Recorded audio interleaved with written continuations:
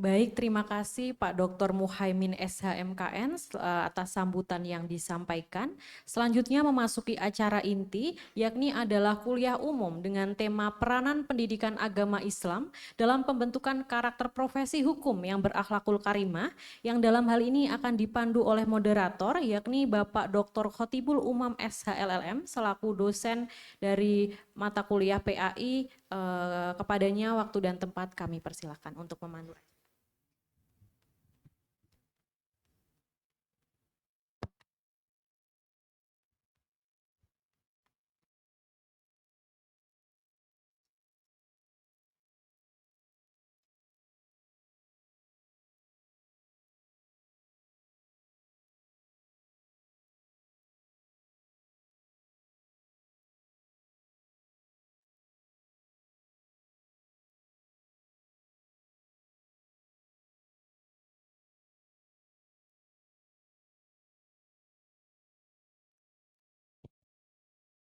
Baik, Bismillahirrahmanirrahim. Assalamualaikum warahmatullahi wabarakatuh.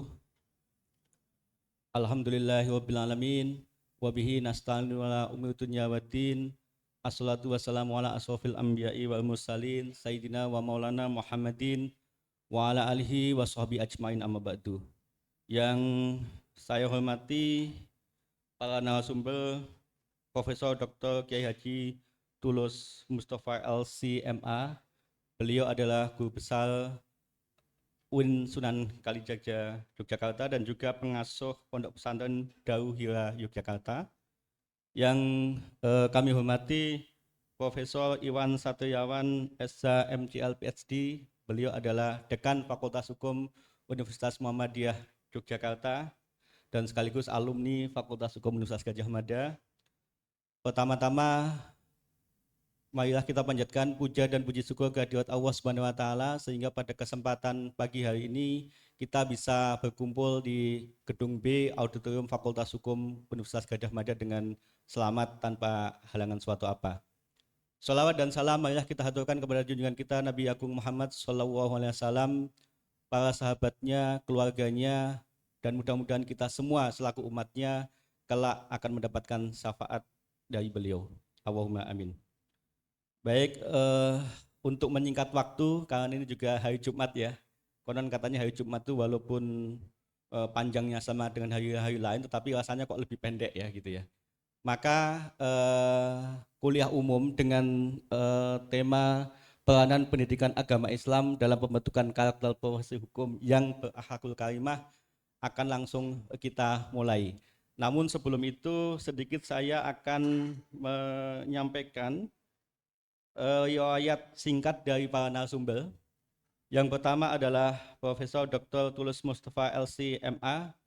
Beliau menyelesaikan studinya di berbagai perguruan tinggi seperti di Al-Azhar, kemudian Khartoum, dan juga UIN Sunan Kalijaga. Nah, di sini beliau juga memiliki karya tulis yang banyak. Salah satunya itu berjudul Medan Makna Ayat-Ayat Pendidikan Inklusif dalam Al-Quran, dan juga ada judul lain kaitannya dengan Analysis of Nabal wa Ta'im Error in Arabic Conversation Among Students. Itu riwayat singkat dari beliau. Kemudian riwayat singkat dari narasumber kita yang kedua dari Profesor Iwan Satriawan SH MCL PhD. Beliau tadi saya sampaikan adalah alumni Fakultas Hukum UGM dan melanjutkan studi lanjut di S2 dan S3 di International Islamic University of Malaysia. Dan beliau adalah guru besar sekaligus dekan dari Fakultas Hukum UMY dan mengajar aneka mata kuliah yang ini nanti akan relevan dengan pembicaraan kita pada kesempatan hari ini. Itu riwayat singkat dari para narasumber. Untuk kesempatan pertama kami persilahkan Profesor Dr. Tulus Mustafa LC untuk menyampaikan paparannya kurang lebih dalam waktu 30 menit. Kami persilahkan Prof.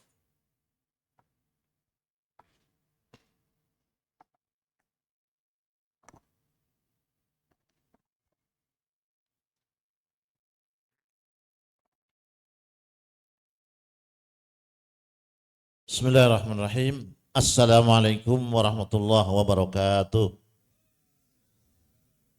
Bismillah, alhamdulillah, wassalatu wassalamu rasulillah wa ala alihi wa sahbihi wa mawalah, amma ba'd.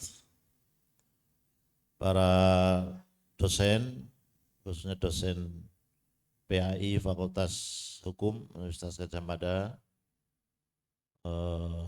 moderator dan narasumber kita semua, Profesor Iwan Setiawan. Ini narasumber yang utama ini beliau ini. Saya ini alhamdulillah pada pagi hari ini kita bisa bersama-sama berkumpul menyelenggarakan kuliah umum tentang peran PAI dalam membentuk karakter profesi hukum yang berakhlakul karimah. Judulnya panjang sekali ini. Saya sekalian, pertama sekali ini semester 1 ya, sudah 1 semester ya, sudah hampir selesai. Ya, tidak apa-apa, saya ucapkan selamat menjadi salah satu mahasiswa UGM yang tidak mudah, apalagi di Fakultas Hukum. Harapannya di Fakultas Hukum jangan sampai dihukum gitu ya. Baik, temanya sangat menarik, yaitu peran, ini ditayangkan enggak Pak? Materi kita. Peran pendidikan agama Islam dalam pembentukan karakter profesi hukum yang berakhlakul karimah. Saudara sekalian, saya ingin mengajak Anda semuanya untuk katakanlah menghayal begitu. Seandainya negeri kita ini yang menjalankan hukum, baik itu dari mulai polisi, kemudian jaksa, kemudian hakim. Kalau semuanya itu adil, kira-kira nyaman nggak Pak? Nyaman ya? Rakyat senang nggak? Senang ya, senang ya. Sebaliknya ini. Kalau negeri ini umumnya dipenuhi dengan polisi-polisi yang kalau kita yang negatif itu apa ya? Polisi-polisi yang polisi-polisi yang tidak amanah lah gitu. Apalagi polisi-polisi yang zalim. Apalagi polisi-polisi yang salah tangkap. Polisi-polisi yang mengkriminalisasi.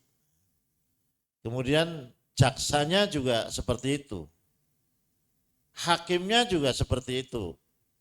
Kira-kira kehidupan rakyat ini nyaman enggak ini? Enggak nyaman ya? Enggak nyaman. Jadi apalagi kalau semuanya itu tidak berakhlakul karimah. Tidak berkarakter karakter profesi hukum, ya kan? Ini dunia ini akan kacau. Kira-kira kalau sekarang ini kehidupan kita dalam praktek hukum itu nyaman atau tidak nyaman kira-kira? Ini mahasiswa harus berani nih. Situasi hukum kita ini sekarang ini nyaman atau tidak nyaman? Oh ya, nggak berani. Nah, ada dosennya soalnya. Atau kalau dibuat ABCD nyaman, terus B-nya tidak nyaman, C-nya agak nyaman, pilih A, B terus C itu. B. Oh B, C ya. Nah, berarti memang variasi gitu, banyak itu. Jadi kita semua saya kira rakyat, masyarakat, bahkan pemerintah juga sangat berkepentingan bahwa orang-orang yang telah menyediakan dirinya untuk menjadi mengambil profesi hukum itu diharapkan adalah orang-orang yang baik, gitu kan ya? Dan Kan itu hukum itu pilar negara ya, ada eksekutif, ada legislatif, ada yudikatif gitu. Nah, sekarang untuk mencapai orang-orang yang berproses hukum agar berakhlakul karimah, kira-kira melalui apa? Melalui apa nih? Bapak semuanya nih. Ini kan seorang muslim semua nih, muslim dan muslimah nih. Untuk menciptakan profesi hukum yang berakhlakul karimah itu jalannya melalui apa? Pendidikan agama Islam. Ah, udah lulus nih udah. Sudah selesai ini. Ya, jadi memang peranan pendidikan agama Islam dalam membentuk karakter profesi hukum yang berakhlak itu sangat esensial. Nah, jadi pendidikan agama Islam memiliki peran fundamental dalam membentuk karakter manusia yang beriman, berilmu, dan berakhlak. Ini ada kata-kata iman, ada kata-kata ilmu, ada kata-kata akhlak. Begitu ya. Ini harus ada semua ini. Iman, ilmu, dan akhlak. Kalau di dalam Islam itu inti daripada ajaran Islam itu sebetulnya di mana? Apa di iman atau di ibadah atau di akhlak? Di mana Mas? Ini supaya interaktif gitu. Mungkin sebelah sana bisa menjawab.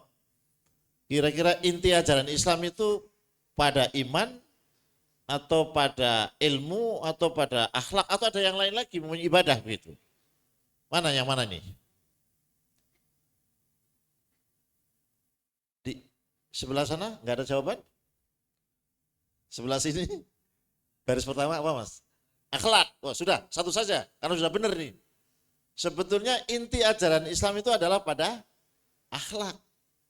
Kata Rasulullah, innama bu'istu liutammima makarimal akhlak. Sungguhnya saya diutus tidak lain dan tidak bukan itu semata-mata hanya untuk menyempurnakan akhlak. Lalu di mana posisi iman? Di mana posisi ilmu? Di mana posisi ibadah? Untuk menyederhanakan, ibarat pohon itu harus ada akarnya. Terus ketika kita menanam pohon, pada umumnya yang diambil dari pohon itu apanya? Apanya Bapak Ibu sekalian, saudara sekalian? Menanam pohon pada umumnya itu yang diambil itu apa sebetulnya? Yang ditunggu-tunggu. Buahnya. Itulah iman itu akar, buahnya itu adalah akhlak gitu. Buahnya akhlak. Nah. Sekarang bagaimana memproses iman menjadi akhlak gitu. Memproses iman menjadi akhlak itu. Bagaimana prosesnya? Salah satunya dengan ilmu. Tanpa ilmu tidak bisa. Makanya dalam ayat yang lain Allah mengatakan yarfa'illahu alladhina amanu minkum walladzina utul ilma darajat. Allah akan mengangkat orang-orang yang beriman dan berilmu berlevel-level derajatnya tinggi gitu. Dan iman yang terbaik itu imannya seperti apa? Iman yang terbaik itu iman seperti apa?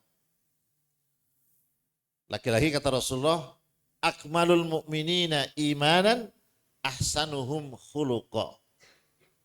Orang beriman yang paling baik adalah orang yang paling baik akhlaknya. Orang yang paling baik akhlaknya. Bukan hanya ilmunya saja. Ilmu memang sangat dituntut dari Islam. Al-Quran turun pertama kali ayatnya apa? Iqra. Iya kan? Nabi juga bersabda, carilah ilmu semenjak dari ayunan sampai liang lahat. Bahkan ada, walaupun bukan hadis, carilah ilmu walaupun di negeri Cina. Ilmu memang begitu, tapi ilmu itu tanpa akhlak itu nggak ada artinya apa-apa. Nah, untuk memproses iman supaya jadi akhlak itu antara lain melalui ilmu. Tapi ilmu tidak cukup. Katakanlah ilmu tadi, Dr. Muhaimin mengatakan ilmu tentang akidah, ada ilmu tentang fikih. Itu sangat sangat diperlukan. Tapi tidak cukup hanya ilmu saja. Perlu ada proses-proses yang lain. Yang ini diharapkan termasuk di PAI itu tidak hanya transfer ilmu saja. Tidak hanya transfer knowledge itu tidak seperti saja. Dalam konteks profesi hukum, baik hakim, jaksa, advokat maupun aparat penegak hukum lainnya, PAI tidak hanya menjadi mata pelajaran keagamaan semestinya idealnya. Tidak hanya ilmu saja. Tidak cukup hanya ilmu. Sebab kalau kita lihat, ya walaupun mungkin oknum ya, ada hakim-hakim yang tidak beres nggak? Ada hakim-hakim yang dihukum, ada nggak? Ada ya. Hakim malah menjadi yang dihukum. Apa mereka tidak tahu, tidak punya ilmu? Punya mereka. Bahkan mungkin setiap tahun umroh gitu ya. Setiap tahun haji. Tapi kenapa kok jadi seperti itu? Nah ini perlu ada proses-proses yang lain. Jadi tidak hanya menjadi mata pelajaran keagamaan, melainkan sumber nilai etika dan kompas moral dalam menjalankan tugas penegakan keadilan. Jadi seorang hakim umpamanya, dia sebetulnya tidak hanya sebagai figur profesi hukum, tapi sekaligus dia harus mencerminkan sebagai profesi seseorang yang nilai moralnya tinggi mestinya. Ya. Hukum tanpa nilai spiritual akan cenderung kering dan mekanistik. Karena itu PAI berfungsi menginternalisasikan nilai-nilai akhlakul karimah agar penegakan hukum tidak kehilangan nurani dan kemanusiaannya. Biasanya kalau tidak salah istilah dalam penegakan hukum itu ada aspek, ini nanti pakarnya beliau ini, aspek formal, aspek apa tadi? Material, ada material, ada formal gitu ya. Ya. Mungkin secara perundang-undangan ada landasannya, bahkan konon undang-undang dibuat itu untuk dilanggar, untuk dicari alasannya. Tapi kalau nuraninya itu benar. Nurani itu apa sebetulnya nurani? Tahu nggak nurani itu apa? Nurani itu dari kata nur. Dari kata-kata nur. Nur artinya apa? Cahaya. Hati itu, kalau asalnya itu hati itu bercahaya. Hati itu bercahaya. Jadi orang yang hatinya masih bercahaya, maka dia masih punya nurani. Nurani. Ini enggak ada kaitan dengan partai ya. Karena ada partai yang bawa Al-Quran itu. Nurani. Nah, kadang-kadang hati manusia itu sudah kehilangan nurani. Kehilangan cahaya. Kenapa? Karena dosa. Ya, karena dosa. Ilmunya banyak, tapi karena banyak dosa, yang mestinya ilmu menjadi cahaya itu ketutup dengan dosa-dosa itu. Kata Rasulullah, orang yang melakukan dosa sekali, dia telah menggoreskan dalam hatinya noda hitam. Kalau dia segera tobat, maka hatinya akan menjadi jernih kembali, cemerlang kembali. Cerdas untuk membedakan mana yang salah, mana yang benar. Dalam aspek hukum, mana sebetulnya undang-undang, pasal-pasal ayat-ayat yang mesti digunakan ya secara objektif, dan mana yang bisa diputarbalikkan. Itu kalau masih punya nurani. Kalau sudah dosa sekali tidak tobat, kemudian diikuti dengan dosa yang lain, maka hatinya penuh noda hitam. Masih dosa lagi, maka akan hatinya menjadi berkarat. Kalau sudah berkarat dosa lagi, maka hatinya akan mengeras. Kerasnya batu, sekeras-keras batu, setiap hari kena air maka dia akan berlubang. Tapi hati manusia kalau sudah keras, susah dipengaruhi. Dia pakar hukum, tapi buta tentang hukum karena nuraninya itu sudah hilang. Nuraninya hilang. Kelihatannya mereka-mereka yang sudah seperti itu hanya bisa dihentikan ketika ketika memakai baju oranye. Baju oranye berdiri siapa? KPK ya? Ya gitu. Nah, baik. Baik, sekarang kita lihat hakikat pendidikan agama Islam. Secara konseptual, PAI bertujuan untuk menumbuhkan keimanan dan ketakwaan kepada Allah Subhanahu wa taala. Jadi pertama memang harus didasari iman gitu, iman. Tadi sudah saya katakan iman itu harus diproses supaya menjadi buah yaitu akhlak. Maka setelah ditekankan, dibina imannya, membentuk akhlak karimah dalam seluruh aspek kehidupan.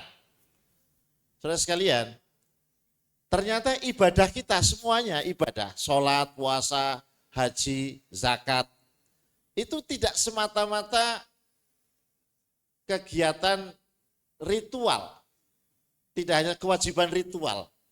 Ternyata setiap ibadah yang kita lakukan itu semua sedang memproses iman menjadi akhlak.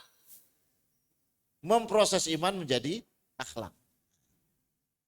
Dan salah satu yang sangat penting sekali yang ditanamkan karakter ini, karakter. Yang penanaman karakter yang ada dalam sholat adalah ikhlas. Ikhlas atasnya lagi adalah ihsan. Muraqabatullah. Apa artinya? Bahwa kita ini supaya di mana saja, kapan saja, supaya senantiasa merasa dilihat oleh Allah Subhanahu wa taala. Bayangkan kalau nilai ini bisa tertanam dalam sholat kita, ya tidak ada orang korupsi, tidak ada orang memainkan hukum. Karena selalu diawasi oleh, merasa diawasi oleh Allah Subhanahu wa taala. Sehingga PAI katakanlah sekarang tadi saya tanya hanya 2 SKS ya. 1 atau 2 SKS. Tapi kan itu ilmu ya. Itu mungkin tidak harus di dalam program secara formal PAI, tapi mungkin para mahasiswa dengan secara sendiri, mandiri itu bisa membuat kelompok-kelompok kajian yang lebih intensif, termasuk internalisasi bersama-sama untuk mengamalkan ilmu yang ada. Kalau hanya PAI saja dalam arti formal, istilahnya dalam Al-Quran itu la yusminu wa la yughni min ju'. Tidak akan menjadikan orang yang lapar itu menjadi kenyang, orang yang haus tidak menjadi hilang hausnya. Kalau hanya pelajaran PAI 2 SKS itu saja. Karena pembentukan karakter itu banyak prosesnya yang harus dilakukan. Termasuk adalah ibadah itu. Menggambarkan kesadaran moral dan sosial agar manusia menjadi Abdullah sekaligus Khalifatullah. PAI bukan sekedar transfer pengetahuan agama, transfer of knowledge, tetapi juga transformasi nilai dan pembentukan karakter. Ini kan temanya pembentukan karakter. Jadi peranan PAI itu memang ke sana, tapi sekali lagi kalau hanya mengandalkan 2 SKS sekelas, tidak ada proses pembentukan karakter yang signifikan. Perlu ada proses-proses yang lain. Nah, saudara sekalian, tadi saya katakan bahwa Nabi itu diutus oleh Allah itu semata-mata untuk menyempurnakan akhlak, memperbaiki akhlak manusia. Seolah-olah tidak membawa iman, tidak membawa ibadah, tapi diambil ujungnya yaitu akhlak. Dan akhlak itu diperlukan oleh semua orang. Dan semua orang senang kalau melihat ada akhlak yang baik. Nah, karena ini adalah konteksnya profesi hukum. Profesi hukum di era modern ini menghadapi tantangan yang serius. Jadi secara umum manusia itu butuh akhlak. Semua orang senang melihat akhlak yang baik. Pedagang yang baik, politisi yang baik, termasuk profesi yang mengambil profesi hukum yang baik. Nah, sekarang profesi hukum di era modern ini menghadapi tantangan serius, pragmatisme dan korupsi moral, di mana hukum sering digunakan untuk kepentingan pribadi dan golongan, erosi integritas akibat tekanan politik, ekonomi atau kepentingan pribadi, terus krisis kejujuran dan tanggung jawab yang menjadikan hukum tidak lagi berpihak pada kebenaran. Dalam kondisi demikian, pendidikan agama dalam hal ini PAI menjadi benteng spiritual agar para profesional hukum tetap memiliki moral dan etik. Baik, kita bicara ini tentang berakhlakul karimah. Berakhlakul karimah. Kira-kira nilai-nilai akhlakul karimah seperti apa yang kita perlukan khususnya pada profesi hukum ini? Yang pertama adalah al-adl, yaitu keadilan. Jadi ini yang spesifik yang dibutuhkan akhlak karimah bagi orang-orang yang mengambil profesi hukum. Di samping jujur, di samping tawadu dan seterusnya, profesi hukum itu sangat ditunggu karakter spesifik yaitu adil. Menempatkan segala sesuatu pada tempatnya dan menegakkan kebenaran tanpa pandang bulu. Lawan dari adil itu apa? Lawan dari adil. Jadi kalau adil itu ringkasnya menempatkan sesuatu pada tempatnya. Kalau lawannya adalah zalim, menempatkan sesuatu tidak pada tempatnya. Jadi seorang hakim, seorang jaksa, seorang polisi itu ya kalau tidak adil ya dia akan zalim. Kalau dia zalim ya tidak adil. Yang kedua adalah asid kejujuran, integritas moral dalam berkata dan bertindak. Al-amanah, tanggung jawab dan kepercayaan, menjaga kepercayaan publik terhadap profesi hukum. Al-ihsan, profesionalisme yang dilandasi spiritualitas, bekerja dengan kesadaran bahwa Allah selalu menguasai. Ini kata kuncinya di sini sepertinya. Bagaimana PAI ini bisa memproses iman menjadi orang-orang yang selalu merasa diawasi oleh Allah. Biasanya setiap gedung sekarang ini di mana-mana kan ada CCTV kan ya. Nama CCTV itu ada beberapa kasus ketika mau melakukan kejahatan malah CCTV-nya diambil atau dimatikan kan gitu ya. Dimatikan atau setelah selesai malah diambil. Nah CCTV Allah itu nggak akan pernah bisa diambil. CCTV Allah itu tidak pernah bisa dirubah. CCTV Allah tidak bisa pernah direkayasa. Di mana saja, kapan saja kita tahu. Allah itu maha tahu. Yang lahir dan yang batin semua diketahui. Alangkah indahnya kalau setiap penegak hukum, orang yang ambil profesi hukum itu mempunyai nilai atau value yang namanya muraqabatullah. Itu selalu merasa dilihat oleh Allah Subhanahu wa taala. Kemudian at-tawadu, rendah hati, menjauhi kesombongan jabatan dan kekuasaan. Rasulullah SAW bersabda di sini, sesungguhnya orang yang paling dicintai Allah adalah orang yang paling bermanfaat bagi manusia.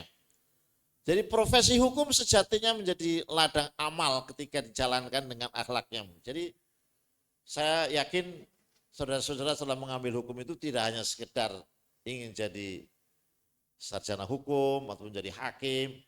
Adalah nilai-nilai yang ada di dalamnya, di mana karena semua aktivitas kita untuk ibadah, masukkanlah di dalam hati kita, masuk fakultas hukum itu juga jalan untuk ibadah kepada Allah Subhanahu wa taala. Dan itu dampaknya nanti kepada masyarakat luar biasa. Orang-orang yang menjalankan profesi hukum itu sebagai ibadah itu akan sangat luar biasa kalau menjalankannya dengan benar. Jadi seorang hakim itu ada nilai positifnya luar biasa.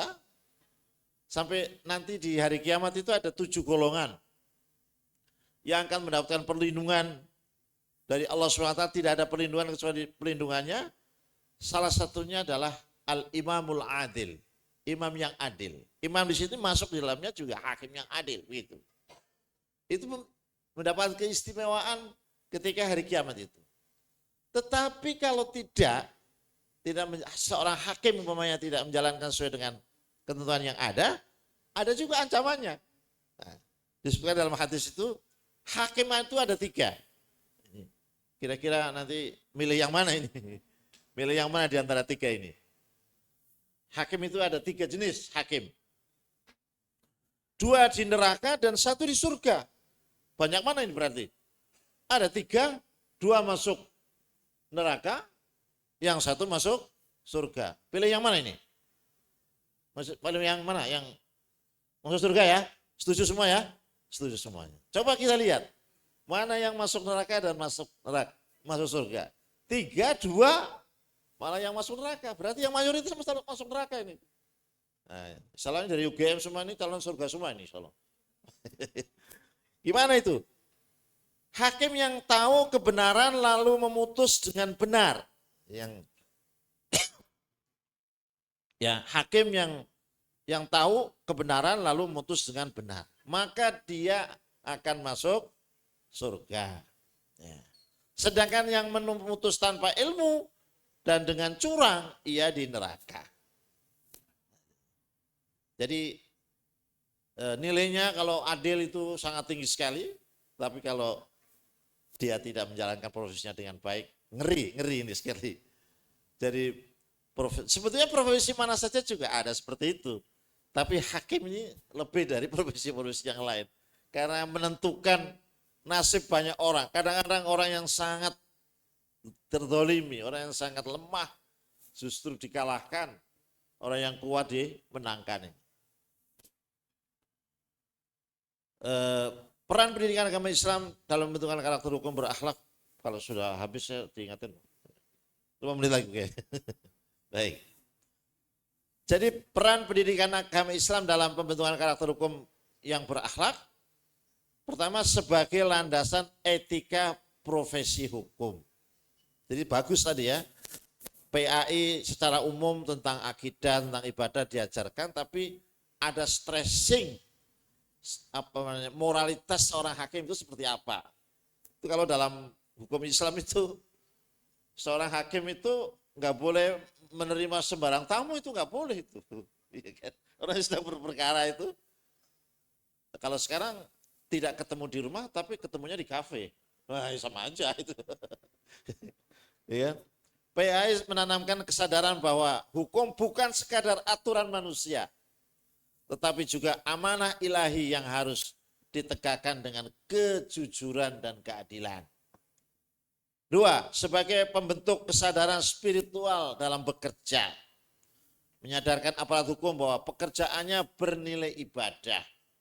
Jadi nanti saudara sekalian memakai toga selalu disebutkan yang terhormat ya, yang mulia malah. Yang mulia selalu disebutkan itu sebetulnya di situ sedang menjalankan ibadah, seperti menjalankan sholat, jalan puasa dan seterusnya. Kalau sholat itu kan harus sesuai dengan aturan-aturan sholat. Maka ketika mengadili juga begitu mestinya. Ketika memutuskan perkara juga seperti itu. Sebagai penguat integritas moral, melalui pembiasaan nilai-nilai seperti amanah, istiqomah, tanggung jawab, PAI membentuk keteguhan moral di tengah godaan, kekuasaan, dan materi. Lagi-lagi saya mengingatkan, materi PAI sangat sedikit. Nah, untuk supaya menjadi seorang praktisi hukum atau profesi hukum yang integrasinya tinggi, harus dilakukan hal-hal lain selain mendapatkan materi PAI. Kemudian sebagai filter terhadap penyimpangan hukum, pendidikan agama menumbuhkan sense of accountability yang mencegah tindakan manipulatif dan atau suap. Nah, apalagi sangat erat antara profesi hukum dengan suap. Ini kan sangat erat sekali. Suap ada hadisnya sendiri, ar-rashi wal murtasi finnar. Orang yang menyogok dan disogok itu sama-sama di neraka. Sebagai sarana pembentukan karakter kepemimpinan hukum Islam, lulusan bidang hukum dengan dasar PAI kuat diharapkan menjadi rahmatan lil alamin dalam menjalankan keadilan sosial. Artinya semua orang itu menjadi senang dengan hakim-hakim yang adil, hakim-hakim yang punya integritas yang tinggi. Itu rahmatan lil alamin. Semua itu mendapatkan rahmat kasih sayang. Nah, strategi penguatan peran PAI di dunia hukum, integrasi nilai-nilai Islam dalam kurikulum. Nah, ini memang idealitas nih ya. Mungkin di Fakultas Hukum ya perlu ada usaha. Bagaimana integrasi nilai Islam dalam kurikulum pendidikan hukum, tidak hanya pada mata kuliah etika profesi dan seterusnya, Pendidikan karakter berbasis keteladanan. Wah, ini dosen-dosen PAI saya kira nanti sudah saya yakin mesti orang-orang yang teladan dalam moralitas, dalam ibadah, pembimbing, pejabat, hukum senior menjadi model akhlakul karimah. Kemudian pelatihan spiritual. Ini mungkin mahasiswa bisa menyelenggarakan beberapa event ya, pelatihan yang belum baca Al-Quran, pelatihan baca Al-Quran, pelatihan spiritualitas, ada juga sholat khusyuk, macam-macam gitu ya. Kemudian kolaborasi antara fakultas hukum dan lembaga-lembaga keagamaan, ada ormas-ormas Islam, ada lembaga-lembaga Islam itu supaya dikolaborasikan untuk menemukan kesadaran bahwa moralitas adalah bagian dari profesionalitas. Nah, saya sekalian ini sebenarnya saya ingin menyebarkan tentang akhlak, tapi satu saja. Ini kan ada akhlakul karimah. Sebetulnya akhlak itu apa sebetulnya? Kalau ada yang bertanya, umpamanya akhlak itu tampilan seseorang di lahir atau sikap batin? Kira-kira bilang Mas, akhlak itu tampilan lahir atau yang ada di dalam batin? Dalam top gitu. Jadi akhlak itu adalah kata Imam Ghazali itu sifatun rasikhatun finnas tasduru bil af'al bisuhulah min ghairi takallufin wala takalluf. Akhlak itu adalah sifat yang sudah tertanam di dalam hati kemudian keluar dalam bentuk perbuatan tanpa direkayasa. Jadi kalau hanya tampilan lahir itu bisa dibuat, bisa dipura-pura. Bahasa pejabatnya itu apa biasanya itu? Pencitraan, gampang itu. Anda ini kalau ingin dianggap seorang alim, syekh, ingin dicium tangan, beli aja jubah begitu sama serban, tapi jangan di Jogja, misalnya ketahuan. Pergi ke tempat lain, sholat itu sambil membawa tasbih, nanti orang pada habis sholat bercium tangan kan ya, mudah pencitraan itu. Tapi akhlak bukan, akhlak itu ada di dalam dulu. Di dalam itu sudah ada iman, sudah ada ilmu, sudah ada PAI-nya gitu.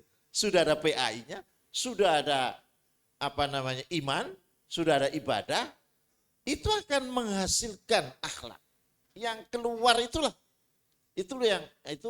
ekspresi dari ada yang di dalam. Sehingga untuk menjadikan sifat akhlak yang dalam hati itu perlu proses yang panjang, perlu pembiasaan, perlu ada contoh, perlu ada pelatihan dan seterusnya. Sehingga akan menghasilkan. Kalau sekali lagi ya, kalau hanya sekedar ilmu itu tidak akan bisa sesuai dengan apa yang kita harapkan menjadi profesi hukum yang berakhlakul karimah. Saya kira itu yang bisa sampaikan, mudah-mudahan manfaatnya. Mohon maaf bila itu. Assalamualaikum warahmatullahi wabarakatuh.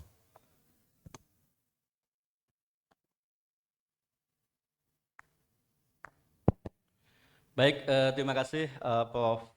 Tulus Mustafa atas paparannya. Tadi beliau menekankan bahwa PAI ini adalah sebagai benteng spiritual, karena dalam PAI itu tidak hanya dituntut masalah pengetahuan, tetapi juga yang terpenting adalah bagaimana teman-teman nanti menjunjung nilai-nilai tinggi atau yang kita sebut sebagai akhlakul karimah tadi.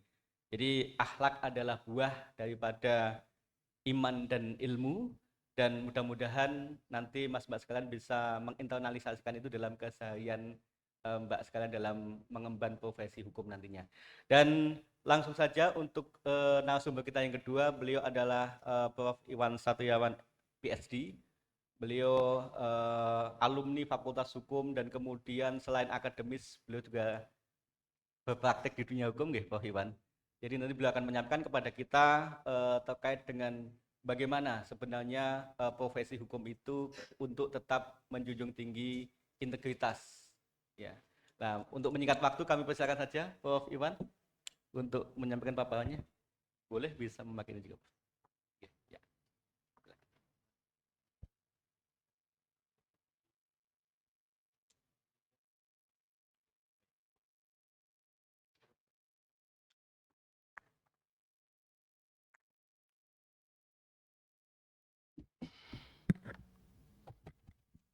Assalamualaikum warahmatullahi wabarakatuh. Kok lemes ini ya?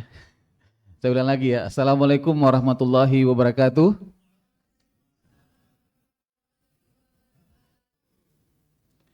Baik, teman-teman sekalian yang saya hormati Ustaz Tulus, Pak Muhaimin, Pak Zul, moderator, dan para mahasiswa. Saya ingin melanjutkan apa yang sudah disampaikan oleh Profesor Tulus Mustafa tentang, saya menyebutnya sebagai tragedi kehidupan manusia.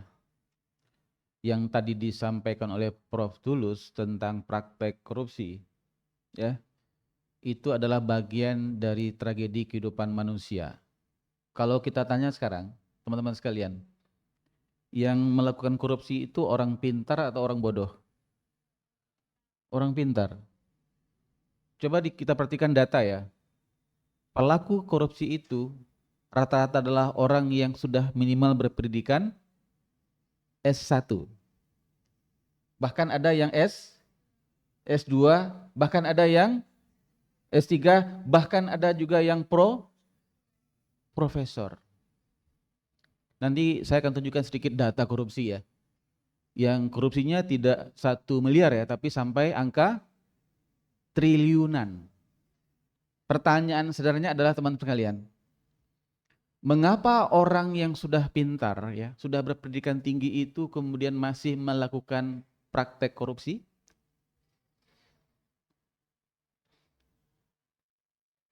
Apakah orang yang pintar itu tidak bisa membedakan mana yang baik dan tidak baik? Halal dan haram? Bisa. Berarti jawabannya, kalau orang-orang yang pintar, ilmu pengetahuannya tinggi, tapi dia masih melakukan praktek korupsi, menjadi ahli maksiat, ya, nggak bisa bedakan istrinya atau istri orang lain, nggak bisa bedakan itu uangnya atau uang orang lain, uang rakyat, ya. Pertanyaannya adalah, mengapa ilmu pengetahuan itu tidak sampai kepada alat yang determinatif untuk menentukan kita melakukannya atau tidak? Kan nggak mungkin orang S2, S3 nggak punya pengetahuan bahwa itu uang, bukan uang kita. Tadi sebenarnya Prof. Tulus sudah menyampaikan ya. Jadi teman-teman sekalian, penentu dari apakah kita ini melakukan perbuatan maksiat, korupsi, membuat kebijakan yang menzalimi orang banyak itu tidak hanya di level pengetahuan. Tapi apa? Tapi kepada aspek integritas. Pertanyaannya adalah, apakah pendidikan kita itu lebih dominan memberikan penekanan kepada knowledge, pengetahuan, atau menekankan kepada aspek integritas? Knowledge atau integritas yang lebih banyak? Knowledge. Kita harus akui itu. Kurikulum kita itu bicaranya banyaknya knowledge. Jadi kognitif. Tidak terlalu menekankan kepada aspek value. Ya. Satu. Yang kedua, tadi Ustadz Tulus sudah menyampaikan juga. Hati nurani, Ustadz. Apakah kurikulum pendidikan itu bicara hati nurani? Tidak. Ada mata kuliah judulnya hati nurani? Enggak ada. Jadi teman-teman sekalian, kalau pendidikan kita itu hanya bertumpu kepada aspek pikiran, pengetahuan itu kalau tidak dipandu dengan integritas, hati nurani yang baik, pengetahuan itu bisa melakukan justifikasi terhadap perbuatan apapun. Ya, bahkan korupsi itu bisa dijustifikasi. Misalnya orang di daerah korupsi daripada dikorupsi orang pusat. Ya enggak? Betul enggak? Orang yang baru jadi orang kaya, ya, backgroundnya miskin, baru jadi pejabat, otaknya melakukan justifikasi, kalau enggak sekarang kapan lagi saya bisa punya uang banyak? Betul nggak? Betul Mas? Jadi teman-teman sekalian, yang paling determinatif dalam menentukan kita melakukan sesuatu atau tidak bukan pengetahuan, karena pengetahuan itu bisa mencarikan justifikasi. Makanya teman-teman kan sering mendengar ya, para profesor pun bisa mencarikan pembelaan kepada orang yang sebetulnya sudah bersalah. Jadi ahli tapi mungkin dalam kasus ini dia berpendapat X, tapi dalam kasus yang dia berpendapat Y. Jadi dia ahli untuk melakukan justifikasi. Bahkan saya dapat informasi ini dari teman-teman saya. Ketika profesor ini diminta oleh seseorang untuk jadi ahli di pengadilan, dia bertanya, Bapak maunya saya mengatakan apa? Saya akan menyesuaikan. Asalkan bayarannya sesuai. Oke ya? Ini profesor ya, dokter ya minimal ya. Jadi teman-teman sekalian, saya ingin memberikan semacam highlight bahwa pengetahuan saja tidak cukup untuk membuat kita menjadi orang yang baik. Pengetahuan saja tidak cukup membuat kita nanti di suatu saat tidak mengalami kejadian-kejadian yang saya sebut sebagai apa? Tragedi. Dulu pejabat itu kita puja-puja sebagai orang terhormat, ya enggak? Tapi dalam waktu yang tidak terlalu lama kemudian pejabat itu sudah menggunakan rompi orangnya. Dulu hakim konstitusi pernah ditangkap tangan ya. Ketua MK itu ditangkap ya. Saya riset saya 10 tahun tentang MK ya. Jadi saya tahu kebaikan dan kebobrokan MK. Ya, disertasi doktor saya tentang MK. Ketua MK kita tertangkap tangan. Dia doktor. Tapi dia nggak bisa membedakan itu uang dia atau tidak. Banyak anggota DPR, menteri dan sebagainya. Nah, itulah tragedi ya. Saya akan cepat. Coba kita next kalau. Jadi teman-teman sekalian, yang lebih banyak merusak kehidupan manusia bukan kekurangan ilmu pengetahuan. Yang lebih banyak merusak kehidupan manusia adalah kekurangan integritas. Kalau pemimpin itu kurang pengetahuan, mungkin cuma terjadi kelambatan dalam kemajuan negara. Tapi kalau pemimpin itu kekurangan integritas, yang terjadi adalah kerusakan negara. Negara itu tidak lambat maju, tapi juga kemudian mengalami setback. Ya, next, bisa dilanjutkan. Secara individu, kalau orang tidak punya integritas, bisa terjadi banyak kasus individual. Angka perceraian meningkat. Ya, perceraian terjadi karena apa? Suami atau istri tidak punya integritas. Secara kolektif, di tingkat sosial, kasus korupsi dan skandal yang melibatkan pejabat publik mengikis kepercayaan masyarakat. Termasuk di dalamnya adalah aparat penegak hukum. Udah pernah baca berita? Satu kasus korupsi yang ditangkap mulai dari kliennya, hakimnya, jaksanya, dan pengacaranya. Itu lulusan fakultas hukum semua. Ya, itu kira beberapa tahun yang lalu. Salah satunya ada lulusan dari sini, adik angkatan saya. Untuk apa kita kuliah capek-capek di sebuah kampus yang sangat prestisius kalau kemudian ketika berprofesi kita tugasnya hanya mengantarkan duit kepada hakim. Dan apa? Tragedinya adalah seharusnya kehidupan kita sebagai seorang lawyer, sebagai hakim, jaksa adalah profesi yang terhormat, noble profession, tapi kemudian menjadi tragedi bagi diri kita dan keluarga kita sendiri. Ya. Ada seorang lawyer di umur 70 tahun dia ditangkap oleh KPK. Tahu orangnya? Dia orang kaya, tidurnya di atas uang. Kalau mahasiswa mengajukan proposal diminta 5 juta, dia kasihnya 15 juta. Karena kalau minta 5 juta itu menghina dia. Umur 70 tahun, doktor juris. Tapi di umur 70 tahun malah ditangkap tangan oleh KPK. Tragedi enggak itu kalau umur 70 hidup kita di penjara? Harusnya umur 70 itu kita sudah dekat-dekat ke Di sini kuburan dekat mana ya? Sana ya? Sebaiknya Fakultas Hukum itu mau agak dekat dengan kuburan. Lokasinya biar tiap hari ada zikrul maut. Mau berangkat kuliah lihat kuburan, mau pulang kuliah ada kuburan. Itu bagian zikrul maut. Zikrul maut adalah cara efektif untuk membunuh ambisi kehidupan manusia terhadap harta dan kedudukan. Jadi kalau anggota DPR kita atau menteri-menteri kita atau presiden kita sekalipun, para penegak hukum itu masih korup, mungkin jarang lewat kuburan. Jarang menyolatkan orang meninggal ya. Kata Ustaz katanya sebaiknya kalau kita melayat orang itu dilihat mayatnya, dibuka itu kain kafannya.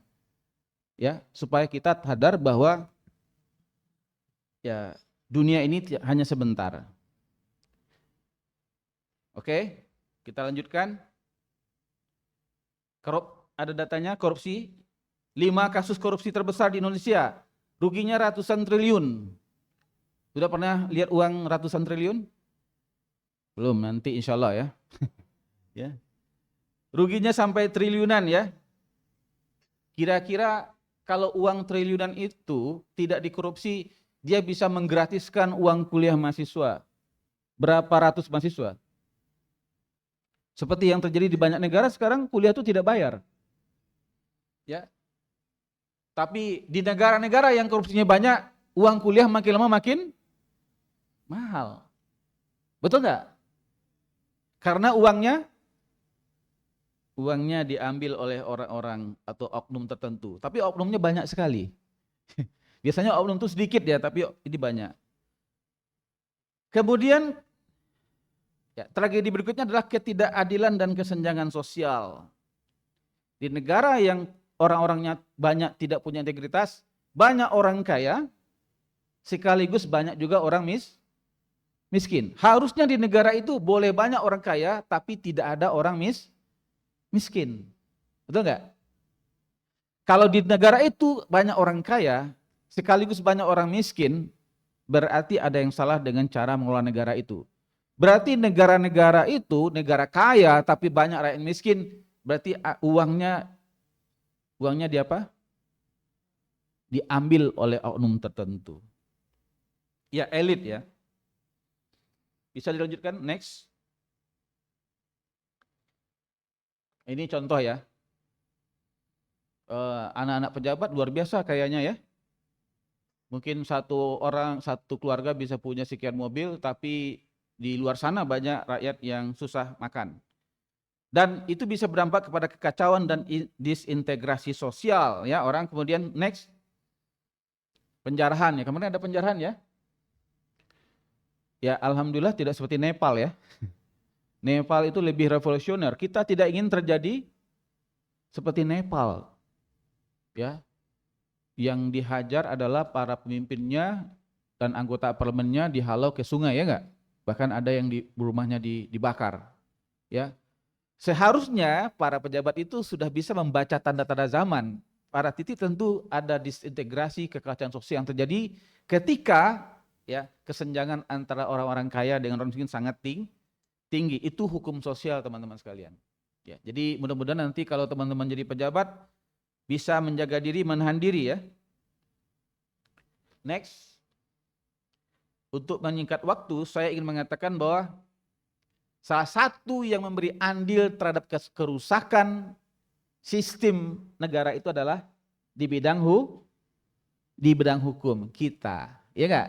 Kita semua nih, ya enggak?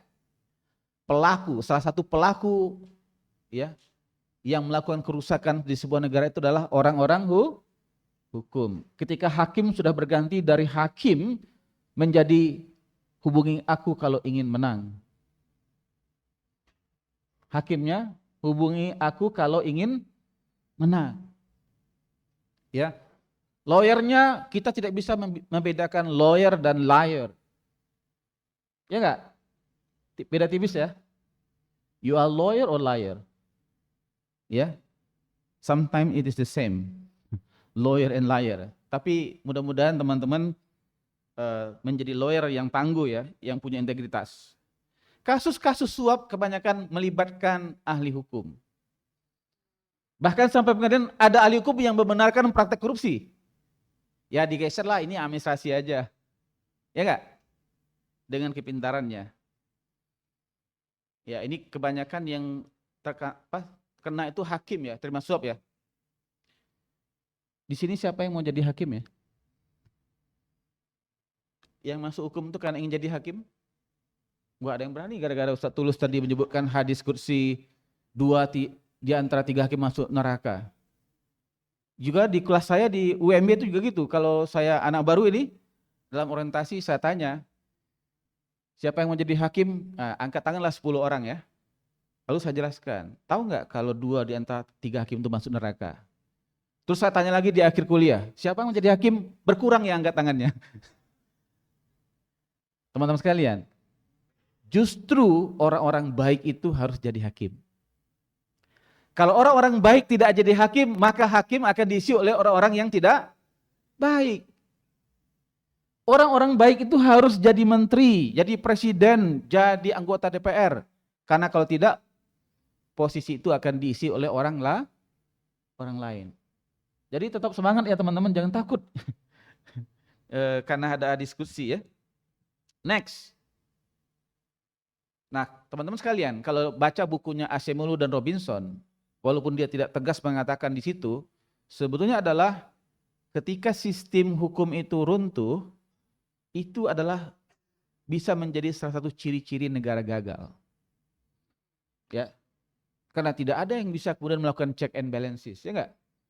Tidak ada yang bisa menjadi benteng keadilan, ya enggak?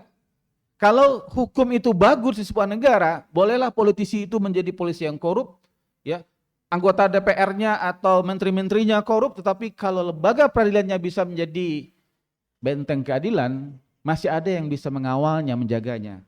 Nah, pertanyaan sekarang next, kita langsung kepada konsep ideal pendidikannya. Tadi Ustaz Tulus sudah menyampaikan bahwa akar dari masalahnya itu adalah, akar dari tragedi itu adalah karena pendidikan kita itu tidak dijalankan secara ideal. Menurut Al-Ghazali, pendidikan ideal itu mencakup konsep yang luas dan holistik.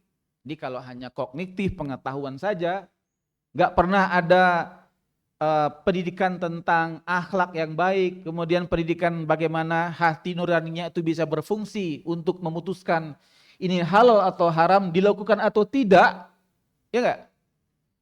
Ini teman kita ini sudah halal atau belum, ya enggak? Ini uang kantor atau uang kita, ya enggak? Ini rekening kita atau rekening kantor. Penentunya adalah hati nurani tadi yang disampaikan oleh Ustadz Tulus. Masalahnya adalah apakah hati nurani itu berfungsi atau tidak. Pertanyaannya mata kuliah mana yang menghidupkan fungsi hati nurani untuk memfilter kita melakukan sesuatu atau tidak melakukan sesuatu. Di beberapa kampus mereka mengadakan ibadah camp. Ya, ibadah camp. Mungkin perlu ada kegiatan mengunjungi kuburan secara rutin. Ya, zikrul maut. Ya, kegiatannya adalah membersihkan kuburan.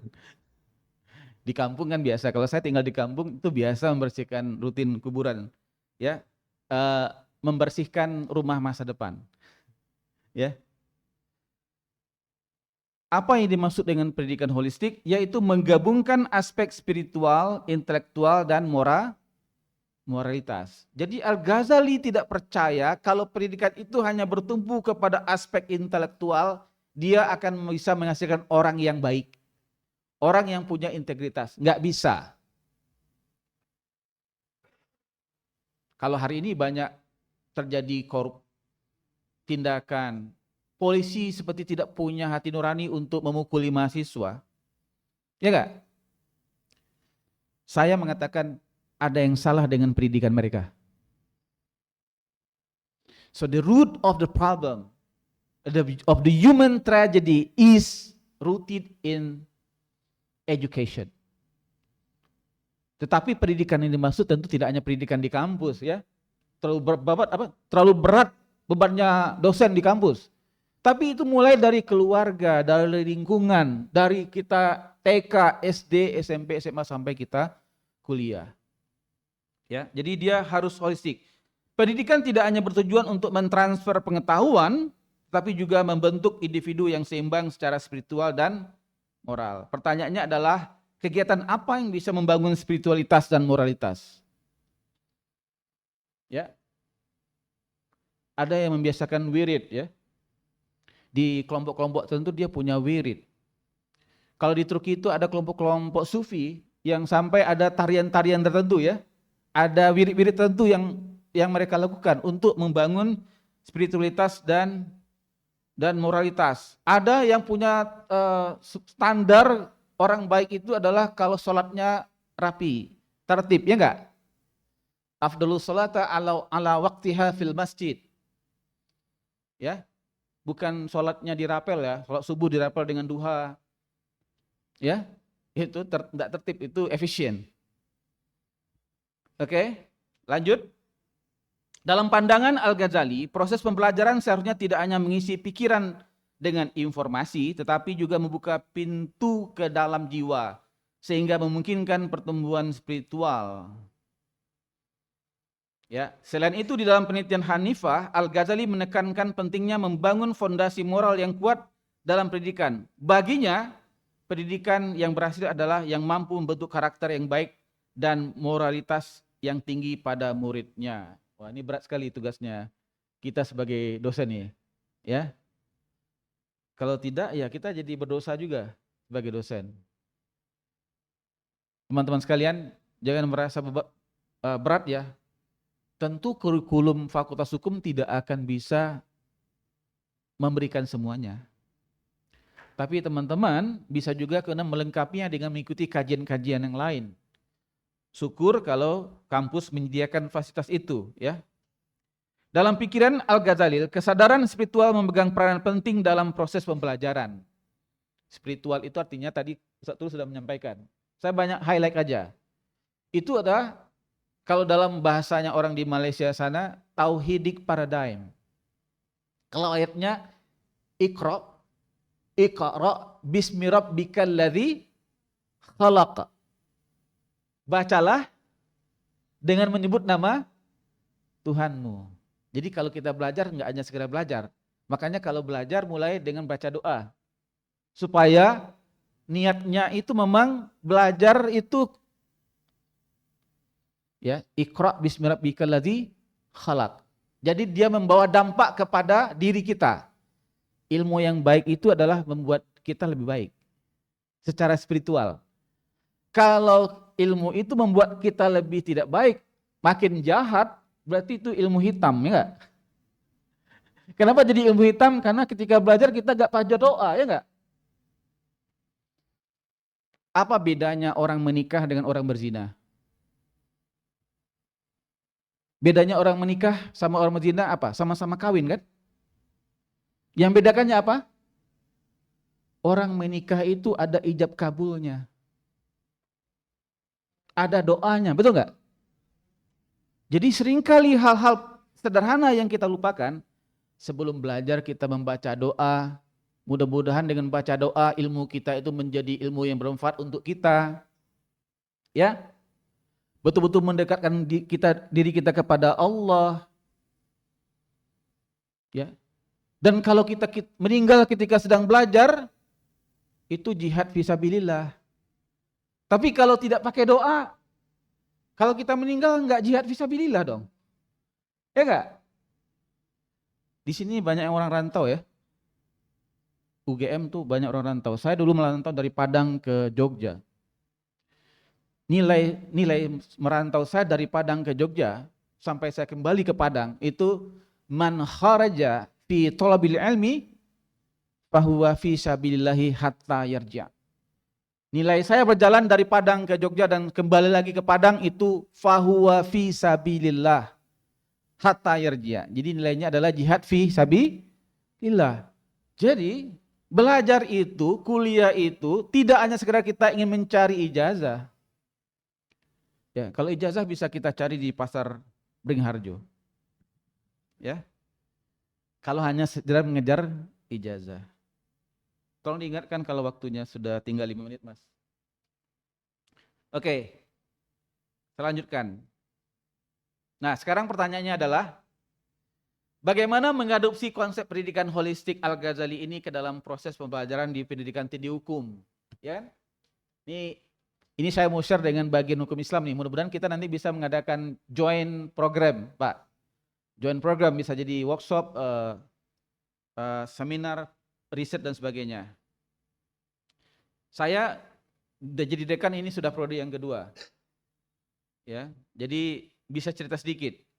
Di Fakultas Hukum, kurikulum itu integrasi hukum Islam atau syariah ke dalam kurikulum Fakultas Hukum. Ada 12% mata kuliah itu tentang syariah. Kenapa 12%? Itu memberikan fondasi kepada mahasiswa, pengetahuan-pengetahuan hukum itu disandingkan dengan pengetahuan-pengetahuan hukum umum yang sedang kita pelajari. Kenapa? Supaya sebagai seorang muslim kita tahu dalam praktik Islamnya. Ini halal atau haram sih? Ya enggak? Jangan-jangan teman-teman besok bekerja di sebuah tempat tempat pekerjaan yang sebenarnya secara nature pekerjaan itu sudah haram, ya enggak? Ya enggak? Jadi kalau kita mengerti prinsip-prinsip mana yang halal dan haram, kita tidak akan bekerja di tempat-tempat yang haram. Karena kalau kita bekerja mencari uang di tempat yang haram, maka uang yang kita hasilkan itu nilainya haram. Ya enggak? Di mana kerjanya? Legal officer judi online. Ya enggak? Di mana kerjanya? Oh, tenaga ahli hukum di Hotel Alexis di Jakarta. Tahu Hotel Alexis? Nah, alhamdulillah kalau nggak tahu. Kalau Pak Khotib pasti tahu ya, Hotel Alexis. Bukan karena pelanggan di sana, bukan, karena beritanya dulu geger berapa tahun yang lalu ya. Hotel Alexis itu di Jakarta, itu salah satu hotel yang menyiapkan gadis-gadis oriental untuk para ya orang-orang yang punya uang banyak. Menurut teman saya yang jadi penasihat gubernur Jakarta waktu itu, hotel seperti Alexis itu ada 600 di Indonesia. Jadi besok kalau punya suami, ya pergi keluar kota, tanya dulu nginepnya di mana. Ya, karena itu hotelnya menyediakan fasilitas itu. Teman-teman sekalian, kalau orang sudah tidak punya value, maka kemudian kemaksiatan itu hal yang gampang untuk dilakukan. Tetapi kalau kita punya value, integritas, barangkali kita pernah melakukan kemaksiatan tapi cepat bertobat, ya enggak? Tapi kalau orang yang tidak punya value, integritas, tadi hati nuraninya masih ada, kalaupun dia khilaf, dia akan segera bertobat. Dia tidak akan terjerembab sampai lumpur yang paling dalam. Tapi kalau orang tidak berfungsi lagi hati nuraninya, maka kemudian dia akan terjerembab ke lumpur yang paling dalam dan sudah susah keluar. Ya. Jadi mata kuliah ini penting. Yang kedua, penguatan riset di bidang harmonisasi syariah dan hukum. Jadi riset ya. Saya katakan ilmu pengetahuan tetap penting. Al-ilmu qabla amal. Ilmu itu akan membantu amal. Tapi amal itu juga, pengetahuan itu juga harus disahkan kepada tadi value, ya. Ada penyusunan buku teks, ya, pembentukan lembaga kajian di UMB ada Center for Integration Islam and Science, yang ini tugasnya menyusun buku-buku teks. Kemudian penguatan program keislaman pembinaan bagi mahasiswa, ada tes baca Al-Quran, mapping, anak baru masuk langsung di mapping, dia baca Qurannya level A, B, C, ya, karena baca Quran itu harus tepat pronunciation-nya. Ya enggak? Sama dengan bahasa Inggris. Ya. Orientasi studi dasar Islam, baca tulis Al-Quran, pendampingan, kuliah intensif Al-Islam, kuliah Al-Islam dan Kemadian, kajian Islam multidisiplin di masjid, tugas akhir dan penelitian mahasiswa. Nah, ini saya berikan gambaran kepada teman-teman dalam bentuk next. Ya. Oh Pak, kok kayak pesantren ya? Ya, UMY itu sebenarnya ya seperti pesantren, ya betul memang ya. Nah kemudian next, penguatan program keislaman bagi dosen, bagi mahasiswa juga ada, tapi juga bagi dosen juga ada Pak. Di UMB kalau tidak ikut pengajian sampai minimal 17 kali, itu nggak lolos SKP-nya Pak. Jadi ada punishment Pak, nggak lolos SKP-nya, nggak dapat tunjangan kinerja. Jadi hukumannya bukan nunggu di akhirat, tapi di dunia sudah dihukum. Nggak dapat tunjangan kinerja. Kenapa begitu? Kalau hukuman itu hanya di akhirat, manusia itu nggak bisa lihat akhirat. Kadang-kadang hukuman itu memang harus segera di dunia supaya sadar gitu.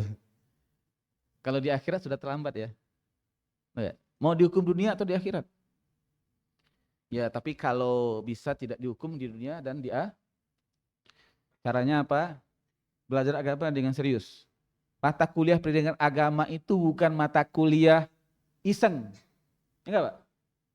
Kalau kita ingin hidup kita bagus, man aroda dunya fa alaihi bil ilmi. Wa man arodal akhirah fa alaihi bil ilmi. Wa man arodahuma fa alaihi bil ilmi. Jadi semuanya dengan ilmu pengetahuan. Next. Nah, ini dosen ya.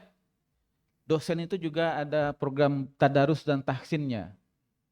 Jadi dosen UMI itu juga ada kategorisasi dia level berapa. Ya. Nanti ada di tes dia level berapa, nanti ada pendampingan ya. Jangan sampai dosen UMI itu baca Qur'annya tidak fasih ya. Tajwidnya atau makhrijul hurufnya. Next.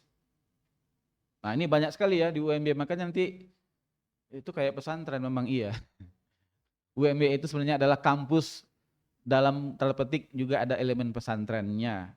Dan itu yang disasar tidak hanya mahasiswa tapi juga dosen. Karena tombak penanaman nilai-nilai itu adalah dosen. Kalau ada dosen UMB yang agak nakal-nakal tuh, biasanya langsung dipecat. Kita ucapkan wassalamualaikum. Ya, bagaimana mungkin nilai value itu bisa ditanamkan kalau dosennya tidak menjadi ujung tombak penanaman nilai? Teman-teman sekalian, UMB berusaha Pak, belum ideal. Kami sedang berusaha terus-menerus memperbaiki secara bertahap menuju konsep ideal. Tentu masih banyak kekurangan, ya. Tapi yang penting itu adalah kita sudah punya semacam rencana strategis untuk melakukan penguatan di bidang isu-isu keagamaan ini.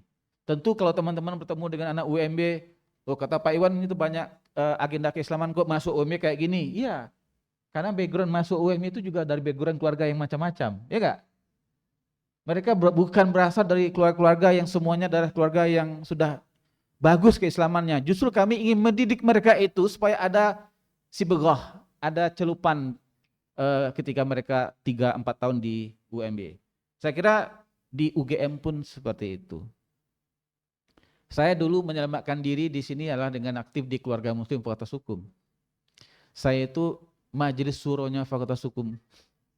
Saya ketua senat mahasiswa Fakultas Hukum. Kemudian setelah itu saya dikaryakan menjadi majelis suronya keluarga muslim Fakultas Hukum KMFA yang kemudian dilanjutkan oleh Mas Khotib itu. Dulu musolanya di situ, di bawah pohon, dekat pohon itu. Jadi menyelamatkan diri saya dengan cara-cara, ya ikutilah kegiatan-kegiatan yang simpel saja, dekat-dekat musola, pas sholat ya sholat. Saya kira Pak Muhaimin dan Mas Jul juga bertemu dengan saya, karena saya dulu kuliah di sini cukup lama ya, sehingga banyak dosen-dosen yang saya kenal sampai dosen-dosen yang baru. Nah, terakhir teman-teman sekalian, ya ini mungkin sharing pengalaman saja. Pendidikan yang sejati tidak hanya mencetak individu yang cerdas secara intelektual, tetapi juga yang memiliki kepribadian yang baik dan berakhlak mulia. Ya, tadi Ustadz Tulus sudah menyampaikan. Makanya saya sebenarnya agak susah kalau ngomong ada Ustadz Tulus, karena ayat saya habis langsung. Ayat yang saya baca itu. Tadi sudah dibacakan juga, yarfa'illahu alladzina amanu minkum walladzina utul ilmad darajat. Jadi orang-orang yang berilmu itu, beriman dan berilmu itu ditinggikan derajatnya. Ayatnya ya, beriman dan berilmu. Tidak hanya berilmu loh. Itu ayat Al-Quran teman-teman sekalian. Maka kalau kita ingin tinggi derajat kita di dunia dan akhirat, maka jadilah kita orang yang beriman dan berilmu.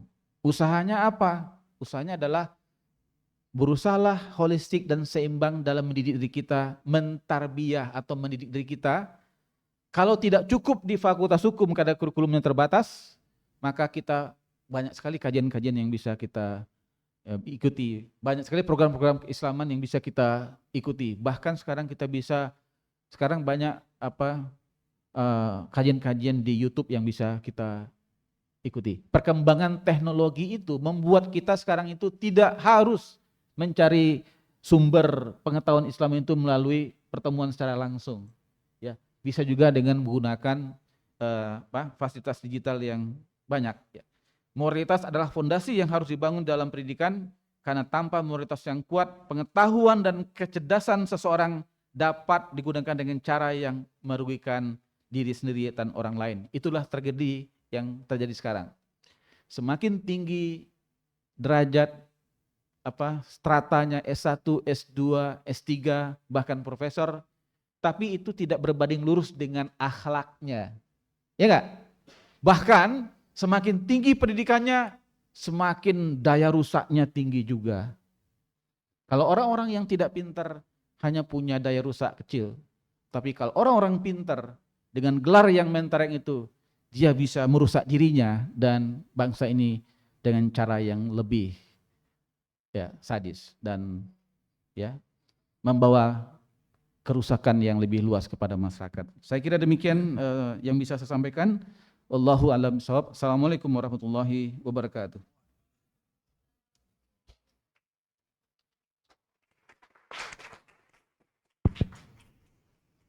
Baik, terima kasih untuk Prof. Iwan Satriawan yang sudah membuka pikiran kita, membuka hati kita bahwa kemudian pendidikan menjadi salah satu hal yang utama. Namun pendidikan tidak hanya sekedar knowledge saja, tetapi yang terpenting adalah bagaimana kita semua nanti bisa mengintegrasikan nilai-nilai moral dan etika dalam kehidupan ini. Baik kehidupan keluarga, kehidupan individu, masyarakat, berbangsa dan bernegara. Apalagi bagi mas mbak sekalian yang nanti calon pengemban hukum ya, yang memang harus menjunjung tinggi integritas moral. Baik, tiba waktunya kita untuk Q&A atau sesi tanya jawab, dan mohon ini digunakan dengan sebaik-baiknya karena kita kehadiran dosen tamu yang luar biasa. Untuk sesi pertama kami persilahkan tiga penanya, mohon sebut nama dan juga kelas barangkali ya. Kami persilahkan. Silakan, mungkin biasanya aktif loh ini. Biasanya di kelas cukup aktif. Silakan. Tengah, ada tengah. Silakan mbaknya. Ujung. Ya, ada satu. Dimulai dari yang sisi paling kiri saya. Silakan sebut nama dan juga kelas.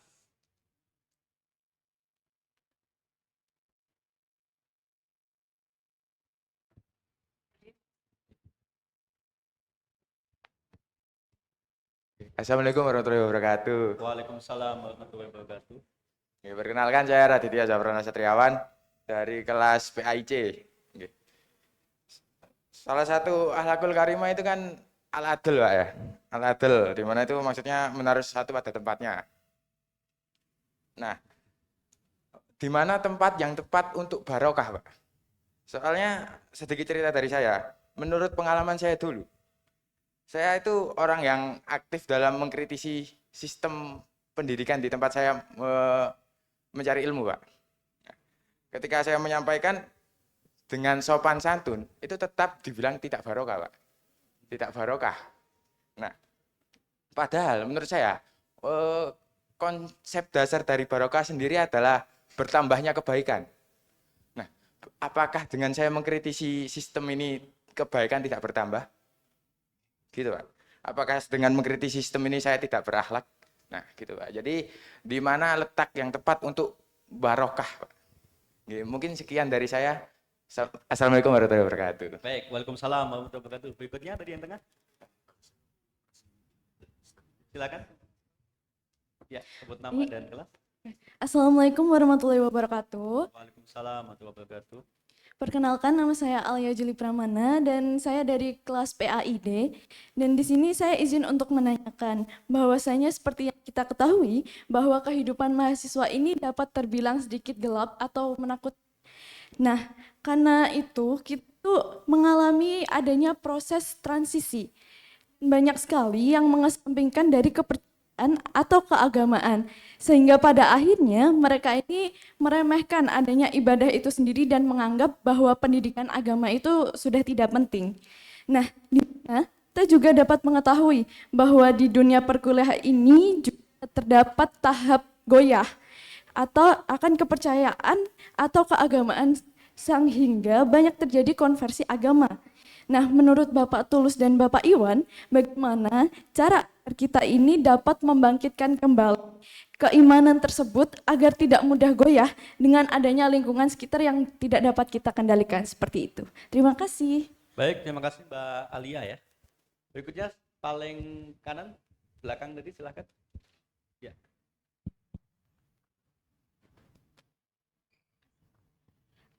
Assalamualaikum warahmatullahi wabarakatuh, Bapak-Bapak sekalian. Perkenalkan, nama saya Ananda Saumi Aila, biasanya dipanggil Aila. Saya dari kelas PHIC. Pertanyaan saya adalah, bisa kita lihat pada masa kini, terkadang mahasiswa itu kalau udah punya acara, udah punya organisasi, terkadang itu lupa akan namanya kewajiban kita, yaitu mungkin adalah ibadah atau sholat gitu ya Pak. Nah, seringkali juga kita jumpai terkadang kalau misalnya kita udah bikin acara, kita lupa tuh untuk menyematkan yang namanya isoma atau waktu sholat gitu Pak. Nah jadi menurut Bapak-Bapak sekalian, bagaimana kita sebagai mahasiswa itu tetap bisa konsisten dalam yang namanya menjalankan ibadah di tengah kesibukan-kesibukan kita sebagai mahasiswa gitu Pak. Mungkin bisa diberikan tipsnya bagaimana cara kita membagi waktu atau bagaimana cara kita tetap istiqomah dalam menjalankan ibadah tersebut. Terima kasih. Ya, baik, terima kasih Mbak Ananda tadi menanyakan kaitannya dengan bagaimana kita menjaga konsistensi atau istiqomah kita walaupun dalam kesibukan-kesibukan dalam menjalankan organisasi, belajar dan sebagainya. Jadi ada 3 penanya, kami persilakan Prof. Tulus terlebih dahulu untuk memberikan penjelasan kepada kita mengenai di mana letaknya barokah, karena kadang-kadang kita ketika mengkritisi sesuatu apalagi itu pada guru kita seringkali dianggap itu kurang tepat gitu. Prof. Tulus, kami persilakan Prof. Terima kasih. Tadi namanya siapa namanya? Satriawan. Oh ini calon satriawan muda ini. Pertanyaannya bagus sekali ya. Ini kata-kata barokah ini sudah sangat akrab. Termasuk kemarin protes-protes Trans TV itu juga ada kaitannya dengan barokah juga. Tadi sudah dijawab sebetulnya orang yang tanya. Jadi barokah itu secara bahasa itu namanya ziyadatul khair, bertambah baik, bertambah kebaikannya. Termasuk juga ya kualitas dan kuantitas. Jadi contohnya umpamanya orang yang usaha, apa sajalah, bertani, dagang, itu kalau kemudian untung terus hartanya banyak, tambah banyak, itu sudah bagian dari barokah. Kalau tambah hartanya itu dia semakin baik gitu, semakin baik. Tambah hartanya tapi semakin baik, baik hubungan vertikal dan hubungan horizontal. Jadi barokah memang di situ.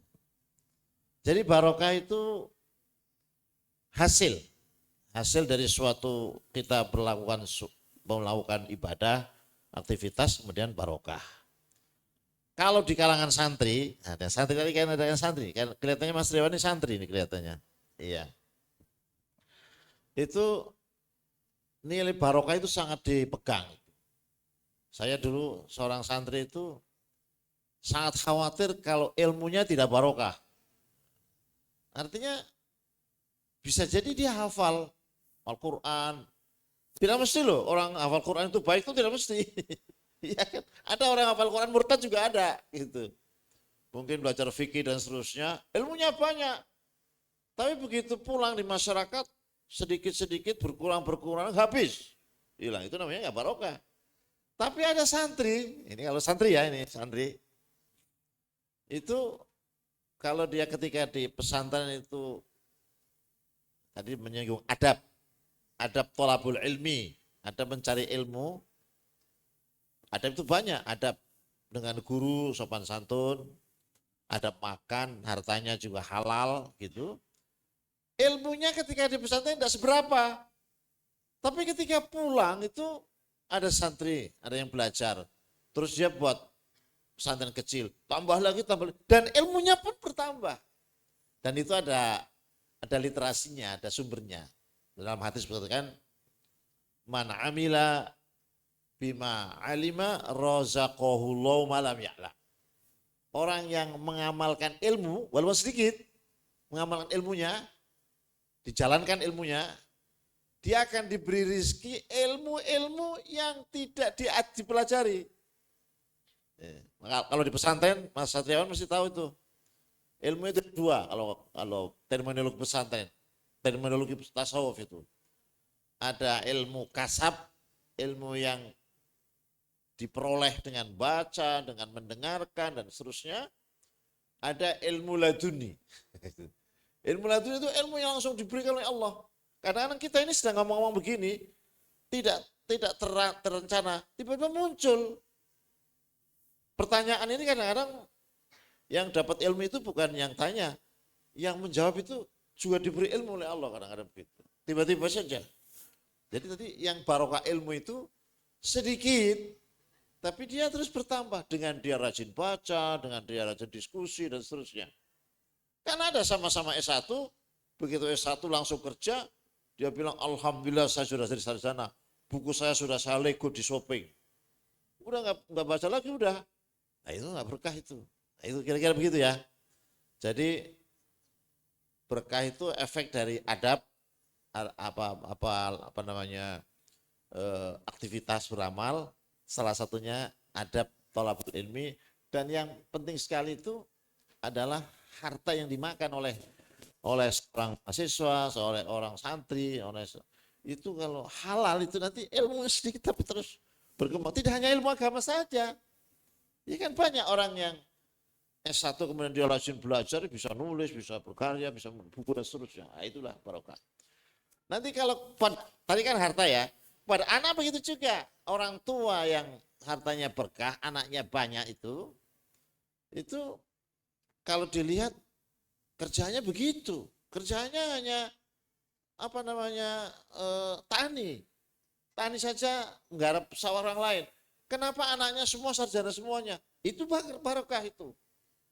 Ada anaknya satu. Uangnya tadi tetenan miliaran. Yang satu itu ya narkoba, ya macam-macam gitu. Nah, itu nggak berkah itu. Ya begitulah. Kira-kira begitu ya gambaran berkah itu. Jadi masalah mengkritisi itu bukan tidak beradab, sangat beradab. Asal cara mengkritisi, mengoreksi itu dengan baik itu. Al-Quran itu ada surat yang namanya Al-Mujadilah. Itu karena dia itu di rumah tangga seorang ibu itu protes sama suaminya nggak pernah diperhitungkan, akhirnya Allah menurunkan satu surat kepada orang. Mujadilah itu orang yang kalau bahasa kasarnya orang yang ngeyel gitu loh. Tapi ngeyelnya benar gitu loh. Nah kalau mahasiswa kehilangan ngeyelnya malah sudah kehilangan kemahasiswaannya. Kalau mahasiswa kok nggak pernah demo, perlu bertanyakan tuh mahasiswa mana ini. Gitu kan. Baik itu ya. Terus yang tadi ini apa tadi? Yang tadi.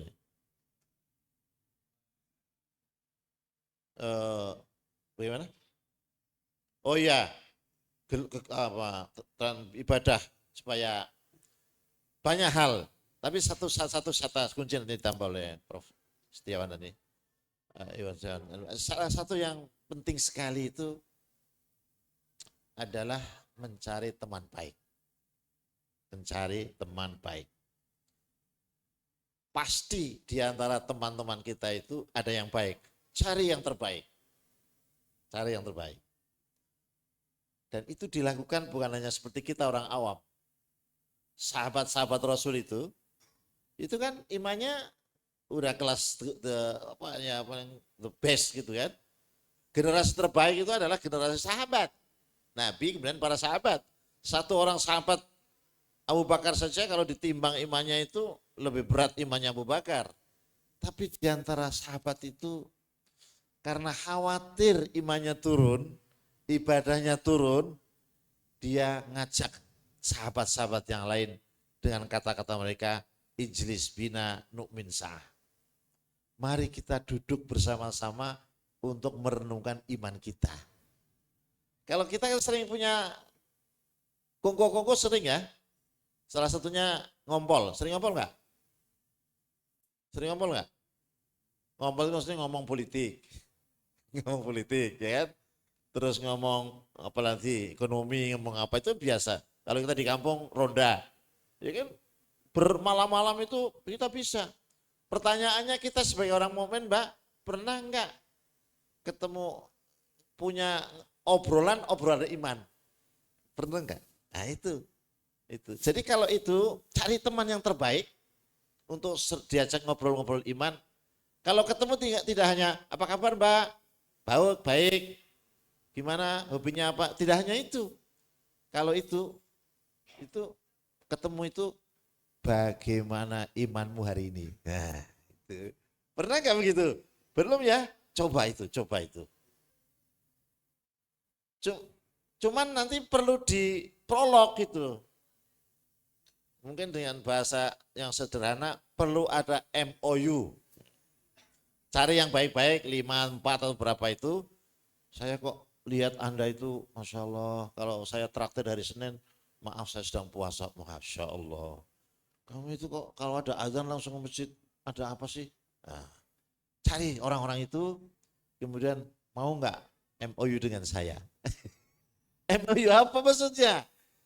Kalau Anda lihat saya itu malas-malas ibadah. Apalagi Anda lihat saya ini melakukan hal-hal yang tidak baik, ingatkan. Saya juga mau begitu. Mau enggak? Mau. Buatlah MOU. Tidak harus tertulis ya, tidak harus tertulis. Maksudnya ada komitmen. Sebab kita kalau mengingatkan orang lain tidak pakai MOU itu kamu ngurusi kamu sendiri aja deh.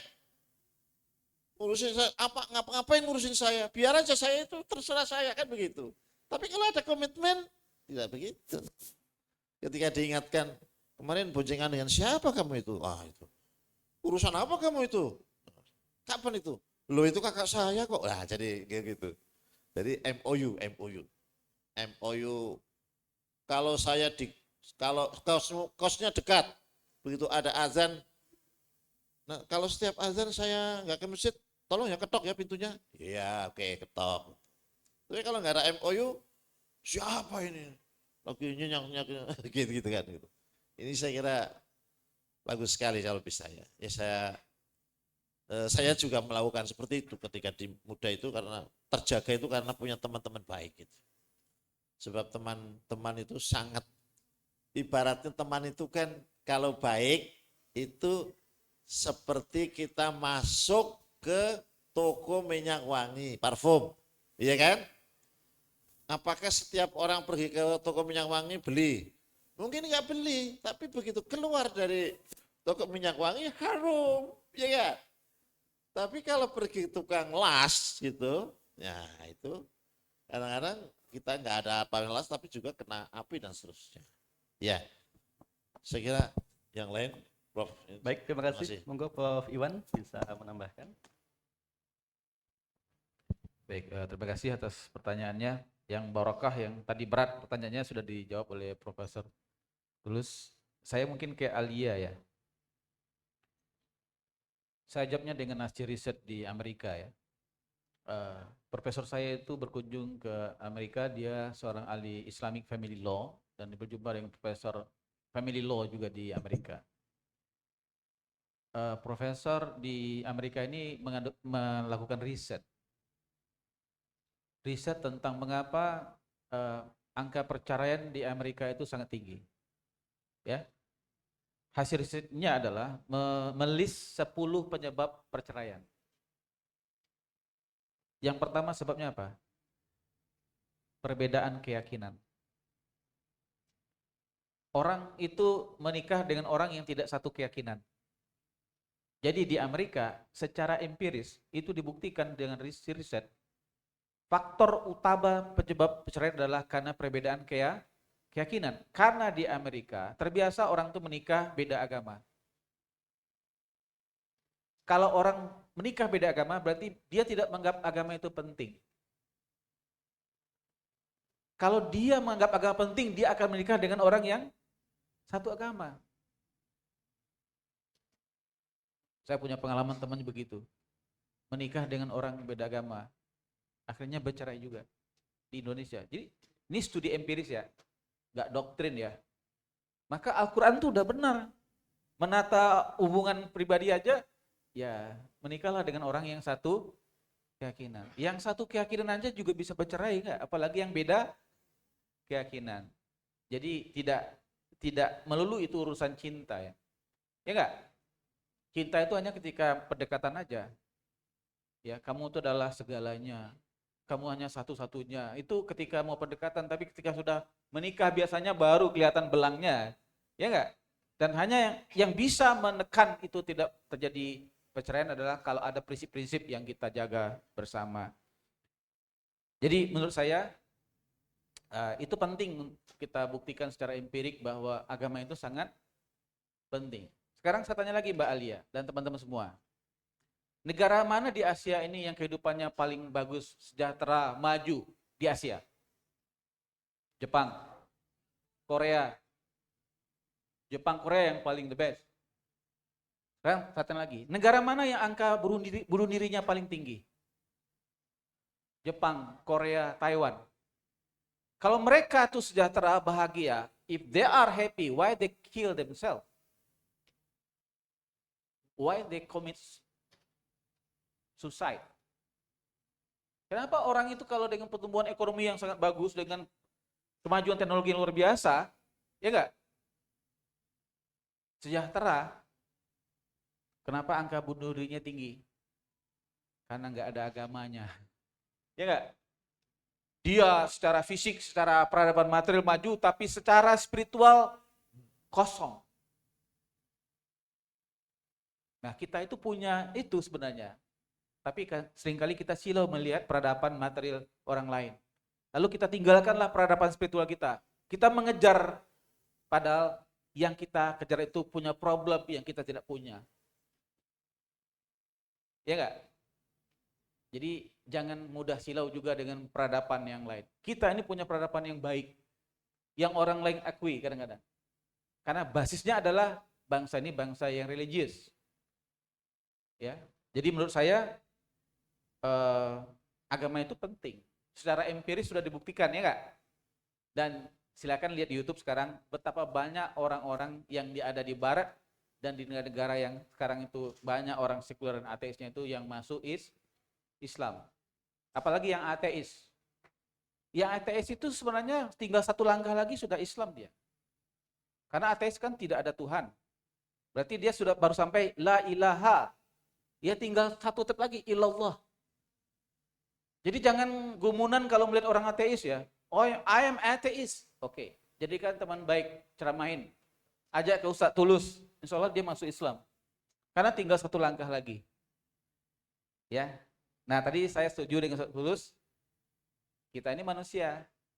Mudah dipengaruhi, mudah khilaf, mudah lupa. Yang bisa menjaga kita adalah teman kita. Kalau Anda berteman dengan 4 orang businessman, maka dalam waktu dekat Anda akan jadi businessman yang kelima, ya enggak? Kalau Anda berteman dengan seorang penjahat, mungkin 4 orang penjahat, dalam waktu yang tidak lama Anda akan jadi penjahat yang kelima, kira-kira gitu. Teman itu sangat penting. Jadi bergaulah dengan orang soleh, bukan dengan orang-orang yang salah.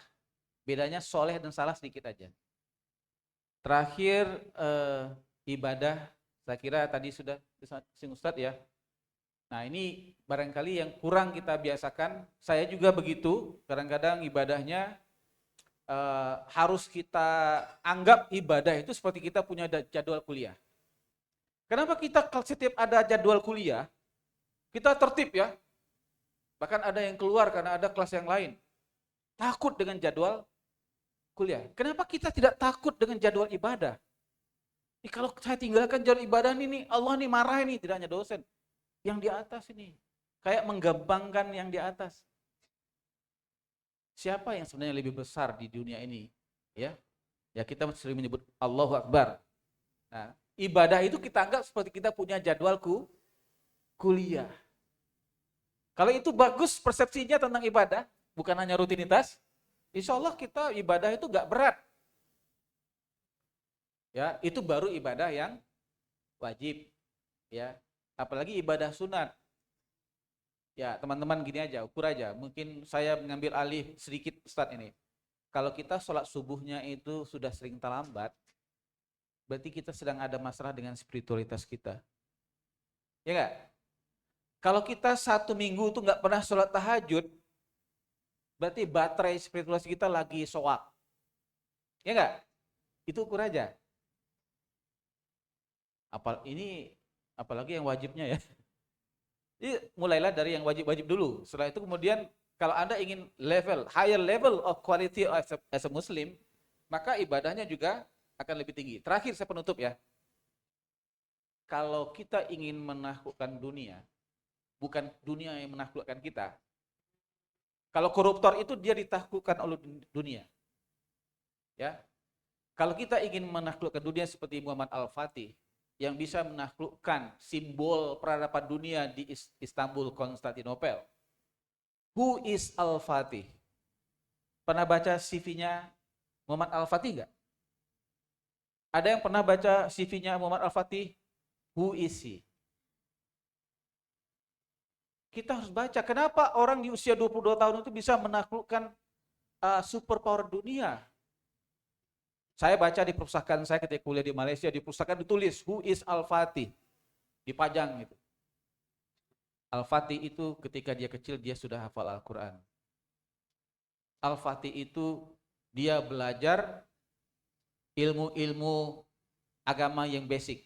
Dia belajar ilmu syariat, dia belajar ilmu usuluddin, ilmu kalam, ya kan? Tapi pada sama dia juga belajar astronomi, matematika, ya, ilmu-ilmu yang fardu kifayah yang sekarang kita pelajari. Dan Al-Fatih itu belajar bela diri. Dia bisa berkuda, bisa memanah, bisa main pedang, bisa melayangkan tombak dan sebagainya. Dan ini yang berat. Tadi saya katakan. Al-Fatih sejak balik tidak pernah meninggalkan sholat 5 waktunya. Al-Fatih sejak balik tidak pernah meninggalkan sholat tahajudnya. Al-Fatih sejak balik dia tidak pernah meninggalkan sholat duhanya. Dan Al-Fatih ketika merekrut tentara, pasukannya, dia juga menggunakan standar itu untuk merekrut tentaranya. Jadi enggak berdasarkan IPK, Pak. Tapi berdasarkan standar ibadahnya. Yang sholat tertib, silakan berdiri. Yang tidak tertib, keluar. Itu sholat wajib. Kemudian teman-teman, siapa yang sholat tahajudnya tertib, berdiri. Yang tidak, keluar. Pasukan itulah yang kemudian diambil.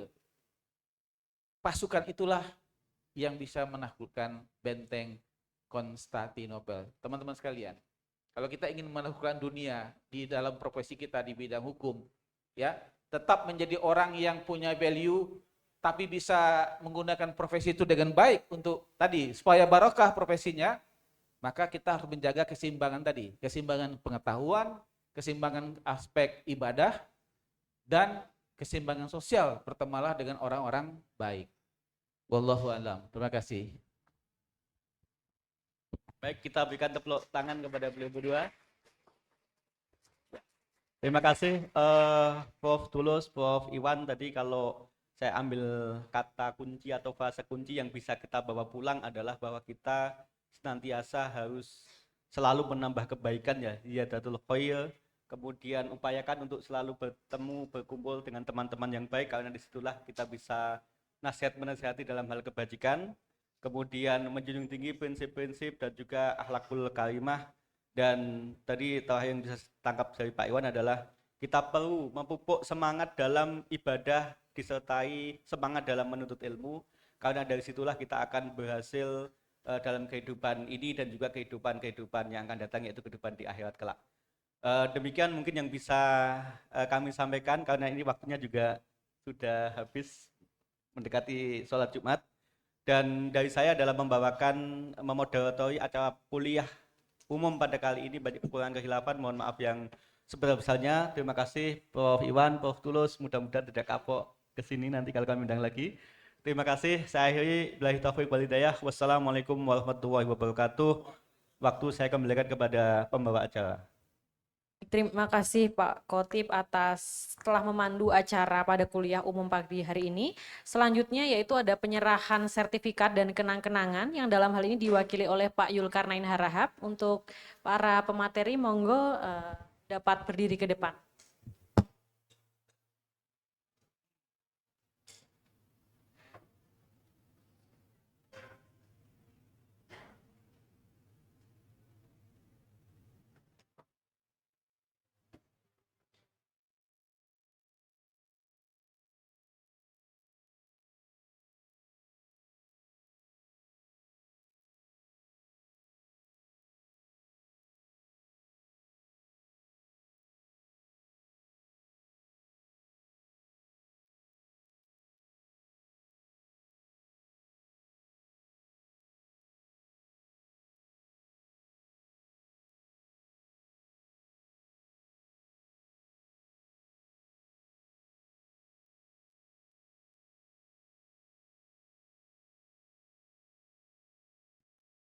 Terima kasih. Selanjutnya foto bersama antara pemateri dan juga narasumber. Monggo Pak.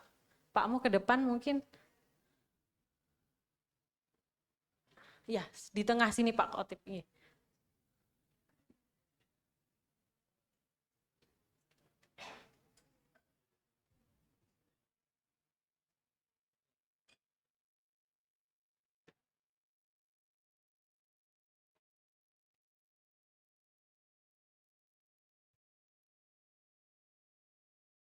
Baik, terima kasih atas materi yang telah disampaikan oleh para narasumber yang luar biasa pada pagi hari ini. Demikianlah rangkaian kuliah umum pada hari ini. Semoga ilmu dan wawasan yang telah disampaikan dapat memberikan manfaat serta menjadi inspirasi bagi kita semua. Marilah kita akhiri acara ini dengan bersama-sama mengucapkan hamdalah. Alhamdulillahirabbil alamin.